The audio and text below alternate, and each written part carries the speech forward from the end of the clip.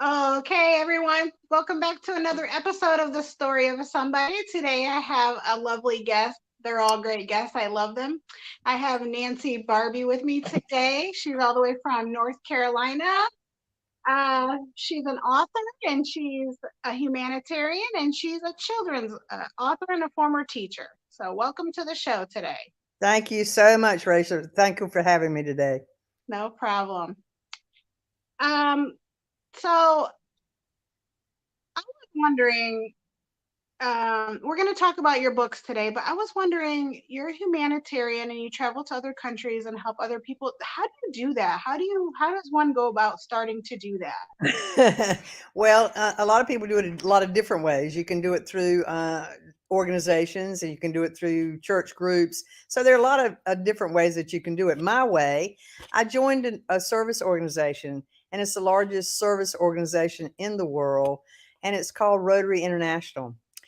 Um, Rotary has 1.4 million members all around the world. So if you are in Rotary, you are connected, as we call them, family members, to people from, I mean, every country you can possibly imagine. So I got involved in Rotary in my local club, and then I participated on the district level, and because we're divided in clubs, districts, zones, and then I got involved in the zone level, and I found out through my work with my local area that the number one priority for Rotary Foundation is eradication of polio, and we've been working on the eradication of polio for a number of years. And as luck would have it, I was selected to be governor of my district.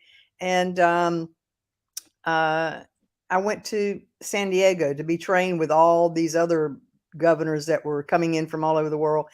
And I heard Bill Gates speak. And Bill Gates pledged his allegiance to Rotary International and to our foundation for the eradication of polio. And he gave, at that time, millions and millions. It was $255 million to polio, to eradication of polio. But he gave it to us. He gave it to Rotary. He didn't give it to some other organization. He didn't give it to some other group. He gave it to Rotary, and that spoke volumes to me.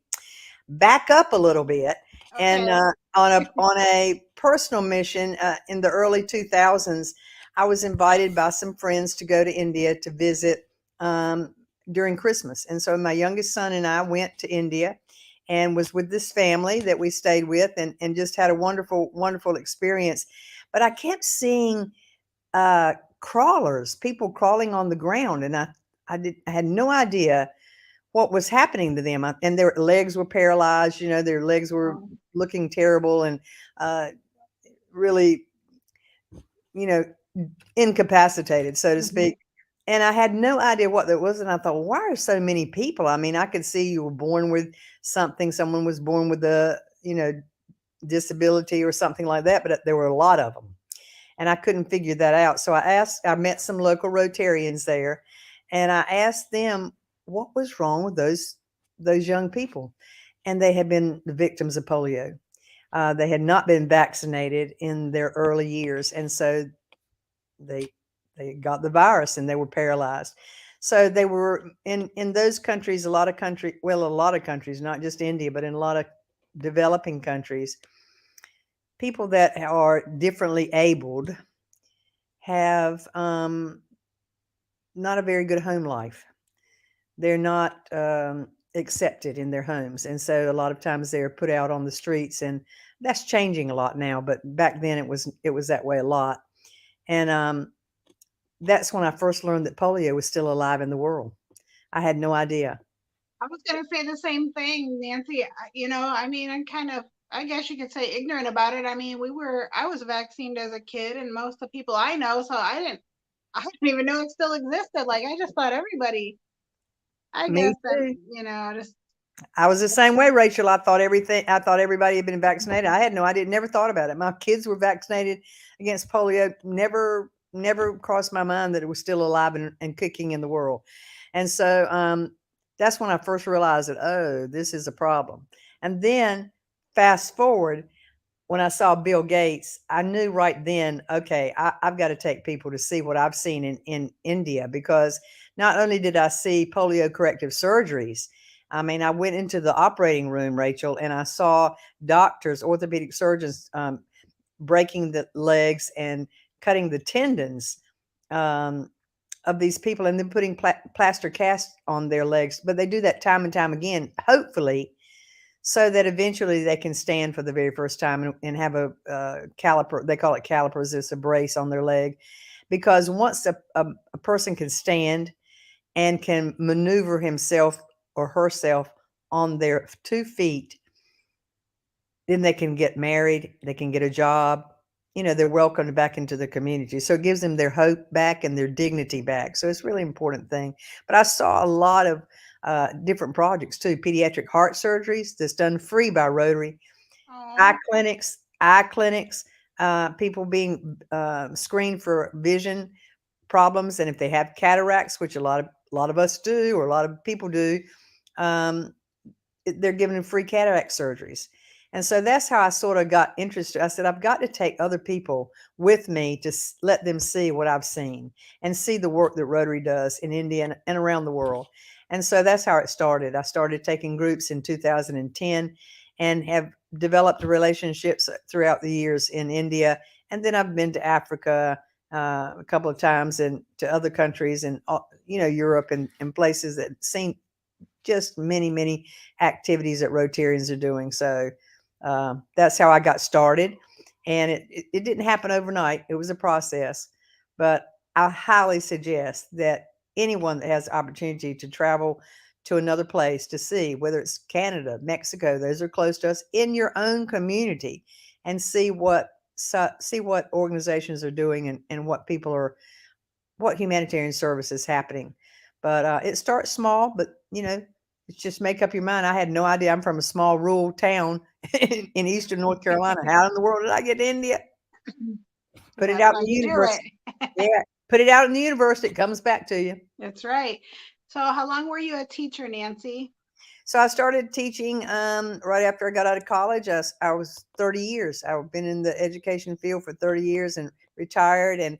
But I still work with students. I still uh, substitute some, and we have a high school group called Interact, this Rotary for high school students. And so I work with that group, and along with the advisor in the school. And I like to keep my feet in the educational realm. So, but Yeah. yeah, but I taught school for 30 years. I was in the classroom, elementary, early childhood education. And then I went back and got a master's in library science. So my last half of my career was in the media center. So I you, worked in the library, but I took care of all the media too. Have you always wanted to be a teacher? What did you have a different dream when you were growing up? Something I didn't. I had my sister's older than I, and so she had children before I did. Mhm. And I always loved sitting down with them and reading and talking to them, and sort of giving them instruction on things. You know how when you're a kid, you play different things. So Yeah. I would always make them sit, and I would teach them, and they would have to sit in the seats and be quiet and all this stuff. So, I was but gonna say you're playing not playing house, you're playing school. that's right. I was playing school. And so, I mean, I've always sort of, that was my calling, Rachel. I really Yeah. believe that was my calling. I loved it. I loved my career. I loved everything about teaching. Well, not everything, there's those bureaucratic things that you have to work Of around, course. but it Yeah. was all about the students. It was all about the students. And so that was my heart and soul, and still is. Yeah. Okay, so let's jump a little bit forward. Let's talk about the book. What's the name of the book for people that don't know? I happen to have a copy right here. Isn't that Oh, look amazing? at this. It's called My Angel Is You. That's And beautiful. That's Uh, beautiful. yeah, I wrote this story years ago. I was married, and had 3 children, and we divorced. And during that time of ups and downs, and being single, and having children, and being by yourself, I use the example of um, I was in a town close to me, and policeman came up behind me and pulled me, and then I said, what did I do? I didn't do anything. I didn't know what I did. And he said, ma'am, did you know that your license tag is out? Your sticker is out. And I went, what? And he said, yes, ma'am. And I said, I didn't. My husband took care of all of that. And I said, I'm recently divorced. I did not know. So, those types of things you have to get Mhm. used to, doing on your own. Yeah. Anyway, during that time of self-discovery and talking to a lot of people and finding out who you are again when you're not with a partner. Uh-huh. Um, this I woke up in the middle of the night, and this story came to me, and I woke up in the middle of the night, typed it out on my computer, and went back to bed. And I kept that story for about 20 years, actually. And I was going to, when I first wrote it, I thought, oh, I can get this published as a children's book. And you would think as a librarian, I would know how to go about that. And I Mhm. did, but it's back then it was a long process, and publishing houses and, sending it to publishing houses and blah, blah. So anyway, this friend of mine had a daughter that illustrated the book, and she was a young girl, and she did the illustrations. And so here's some of the illustrations. I kept these illustrations and this story for 20 years. Wow. Yeah. Now wait a And minute. You wrote the story in one day, one night? one night, about 10 minutes, I got up and boom, boom, boom, boom, and wrote the thing. And I actually, when I woke up the next morning, I thought, did that really happen? Let me Yeah, see. because you know how many people have mental block and can't even write a chapter? Well, if I deliberately sat down to write, that might happen to me too. Yeah. But this was just, it just came. So I like to say it came from somewhere else. It didn't just come from me. I just came through me. So anyway, but I kept this story for a long time, and then self-publishing came about, and Yeah. my for a lot of friends I know have a real good friend of mine in Australia. We used to do websites together, and he said, "You need to publish that thing and get on Amazon and publish." I said, "I can't do all that," but then I was able to find somebody to sort of push me along and help me here, and yeah, so that's how it happened. But it's been a journey, and it's been a lot of fun to talk about it. And I just was yesterday, someone contacted me and said, "Can you sign my books? I've got some books that I bought." And I said, "Sure." So I met them across the street at a local restaurant, and signed about. She bought 10 books. I said, "Oh goodness, that's Wow. yeah." That's what I said too. I said, "Wow, thank you so much." I mean, who knows? I mean, who knew? Who knows what's going to happen? Exactly. Um, where can they find the book if they want to buy it? Right now, it's on Amazon. And sometimes you have to type in my name too, which is Nancy Barbee. Uh-huh. My Angel is You is on Amazon.com. It's also on BarnesandNobles.com. It's on booksamillion.com. It's on Okay. Walmart.com. Oh. It's all on the coms. It's all on the dot coms. Ah, Right now, I'm hoping to get it into to local bookstores and also the big chains eventually. So I was gonna ask you if you got it on Barnes and Noble yet. it's on their website, barnesandnobles.com. Okay. Not in the Good. store, not in the store yet. Just wait. Have you done any book signings locally? I have not, and my publisher keeps telling me, "You need to do a launch." I haven't even launched it yet. She Wow. said you need to do a book launch, and she's told me how to go about that, and she'll work with me how to do that. But I still travel a lot, Rachel. I still travel. In fact, I was in Buffalo just recently on a Rotary trip, and I've been on several right around the country, and I'm getting ready to go to Australia, New Zealand, um, in a couple of weeks, actually. Sounds amazing. Yeah, it's gonna be a lot of fun. It's the Rotary International Convention. Every year it's in another um, part of the world, and this year it's in Australia and New Zealand. And I've got some friends there, and so I'm going to visit and go to the convention, and then hop over to New Zealand because I've got a friend there. In fact, the when I started the story about going to India, it was his family, that his mother and father, he and his some of his brothers and sisters invited me to come and my son and I to come. And in fact, he was a young fellow at the time. He came to North Carolina and stayed with us for about a month. Oh, And that's amazing. yes, so we took him all around. So now he's married and lives in New Zealand with his family of two children. And so I'm going to go visit them too. So that'll be fun. You're like a second mother to him. Well, that's what I say. I said, I've got 4 sons actually, and one of them happens to live in New Zealand. So he's a great guy, and his family and I have been real good friends for a number of years too.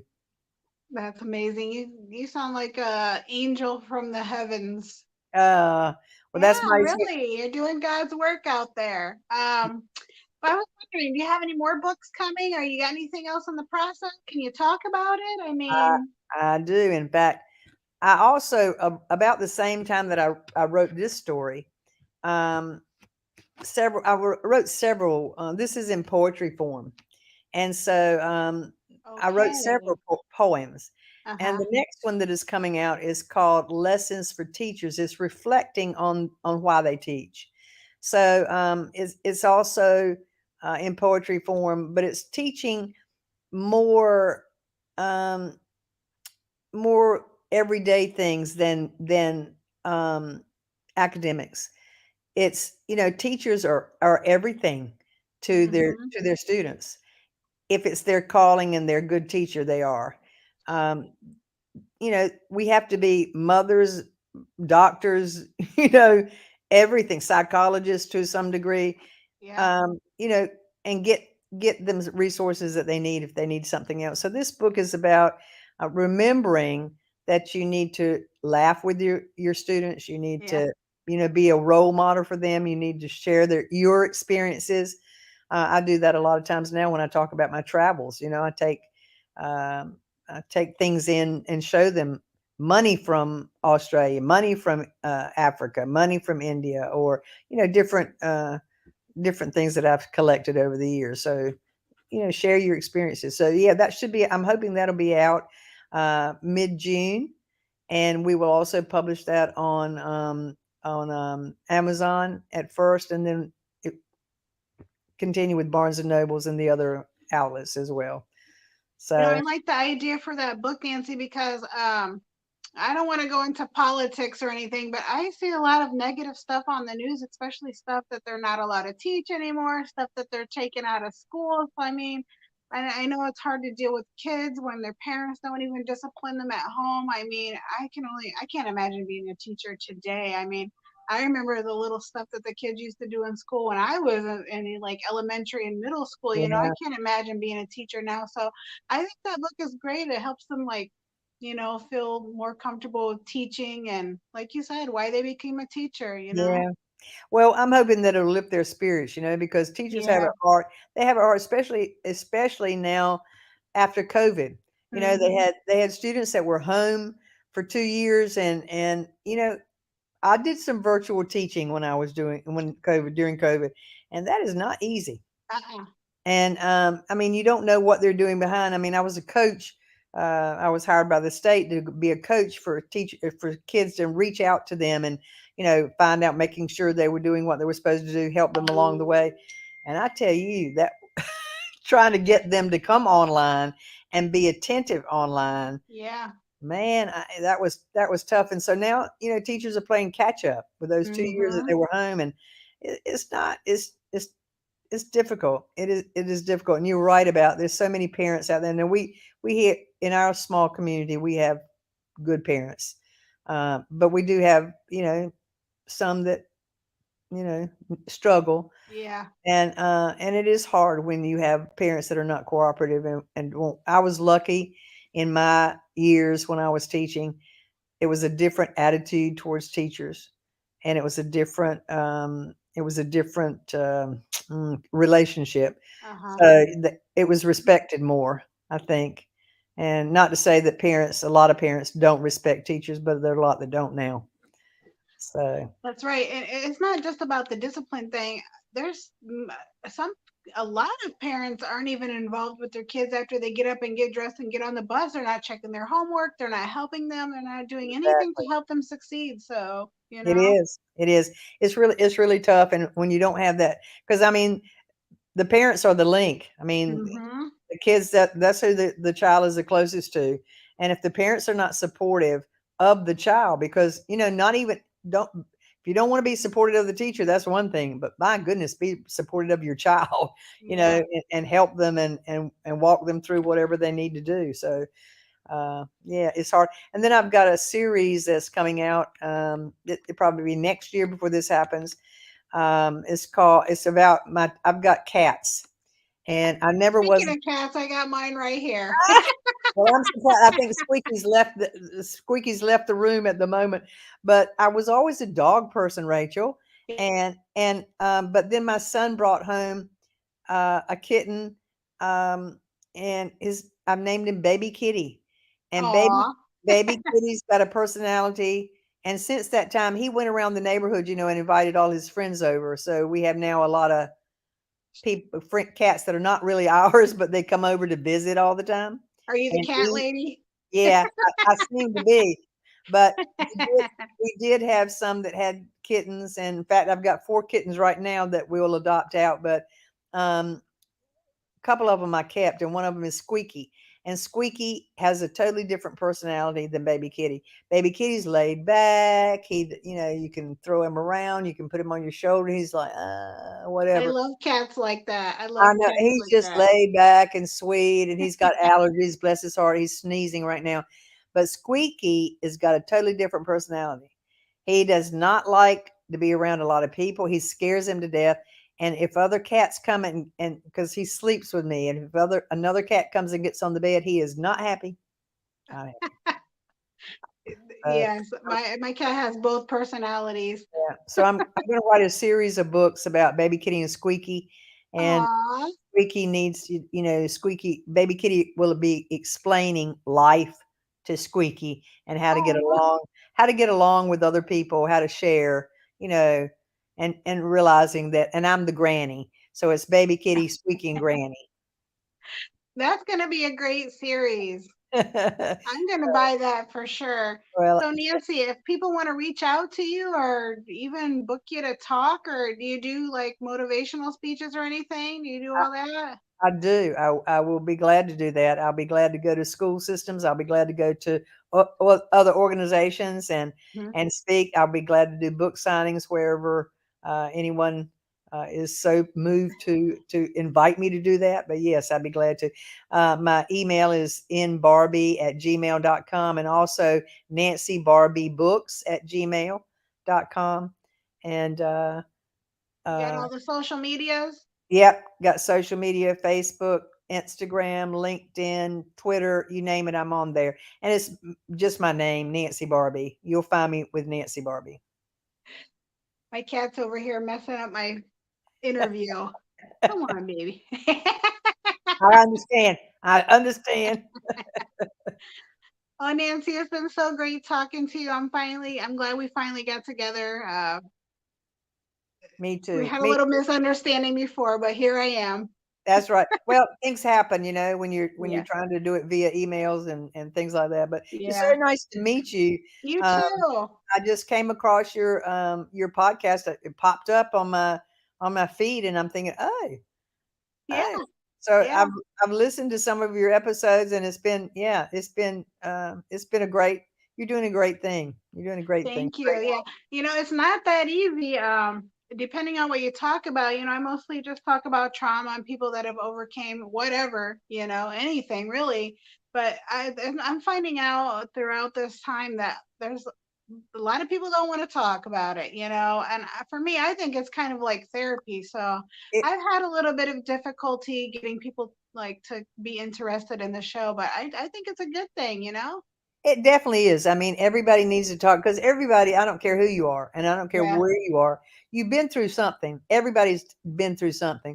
I mean, I went through a divorce. I was married to a person that was he was addicted to alcohol. Mhm. Nice guy, but just, mm, just after a while, you can't live with that anymore. Or I couldn't.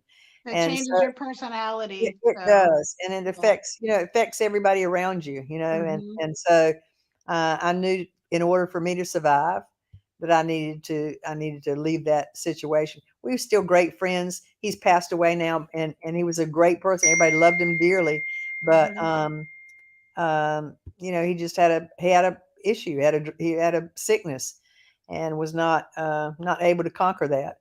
And it did affect the whole family, and still has residue effects. You know, just lasting effects. But Of you know, course. we worked through a lot of that. But everybody's been through something, Rachel. Mhm. And I'm like you. I think you can't not talk about it. You really Yeah. have to talk about it to get over it. And I don't mean to belabor this a lot and keep you in longer than I'm supposed to, Oh, you're okay. No, but you're okay. I'm reading, and I'm not a, you know, I'm not making a pitch for this book, but I'm reading a book uh, about Prince Harry, and it's Uh-huh. this, you know, his book Spare, and I'm not making a pitch for that at all. But I found it interesting that, you know, he never dealt with his mother's death when he was 12 years old, and so now he's having to, you know, at a later age, having to come to terms with it. So, you know, he didn't talk about it at the time, and if he'd had done uh, whatever, somebody had gotten him help when he was 12, Mhm. there's no telling what would have happened. You know, a totally different path. You know, I've so got to read that book. you definitely. And I tell you another one that you need to really, and I'm not really pushing this one either, but I found them interesting, was by Oprah. Oprah and a doctor wrote a book about what happened to you. And Mhm. that's the question that we need to start asking people: what happened to you? Definitely. I agree. Yep. So that's why I do the show, and hope to get more people to open up about their feelings and things that have happened to them, you know? So I I'm think it's here. great. I think it's great. Congratulations on it. Thank And you. Everybody, if you'd like to reach out to me, just email me at the story of a somebody at gmail.com, or you can find it on Facebook. Really, you can just probably reach out any way you want to me, unless you have my phone number, of course, but I don't give that out that much. Um, if you'd like to talk about it, I'm here. Let's talk about it and get through it, and see what happens. So, thank you for your time, Nancy. thank you so much for inviting me, and thank you for being patient with me to getting me online. But thank you so much, and thank you so much for talking about my book. I really appreciate it. Yes, everybody go out there and support Nancy and buy it and download it and whatever it takes to get the book going, okay? Thank you. Thank you Bye, so much. Nancy. Bye bye.